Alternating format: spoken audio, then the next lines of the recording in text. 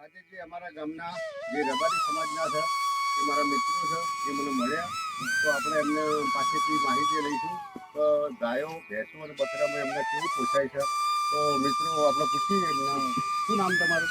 કાનજીભાઈ, બરાબર. તો તમને આ ગાયો જે રાખો છો એમ પોસાય છે તમને?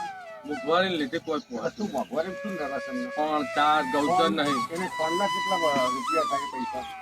એક કોતરાના 2,000 પાપડી. રૂપિયા. પછી ગૌચર તમને મળી રહેશે? ના. ગૌચર રાખ્યું જ નથી ને? નહીં રાખ્યું જ તો નથી. હું દાદાને પૂછું, દાદા ગૌચર તમને મળી રહે? ક્યાંય નહીં. તો હું સરકારને એવી વિનંતી કરું છું કે રબારી સમાજ, ગોપાળ સમાજ, ભરવાડ સમાજ માટે દરેક ગામમાં થોડું થોડું ગાયો માટે ગૌચર રાખવા વિનંતી કરું છું. તો જોઈ શકો છો આ બધા મિત્રો બતાડો, એમની ગાયો બતાડો. તો હવે એવી પરિસ્થિતિ થઈ જાય, જો સિઝન ના હોય, ખેતરો ખાલી હોય તો અમને ચરવાનું મળે છે, પણ જો ખેતર ના હોય ને ખેતર ખેડાઈ ગયું બધું વાવેતર થઈ ગયું હોય તો મળતું નથી. તો તમે આ ગાયો જોઈ શકો છો, આપણા એ ખોખરી જગ્યામાં ગાયો ચરે છે, એ ખરેખર બહુ દુઃખજનક છે. તો હું ફરીથી વિનંતી કરું છું તો ગાયો માટે દરેક ગામમાં ગૌચર રાખવા વિનંતી. જય હિન્દ, જય ભારત, જય કિસાન, જય જવાન.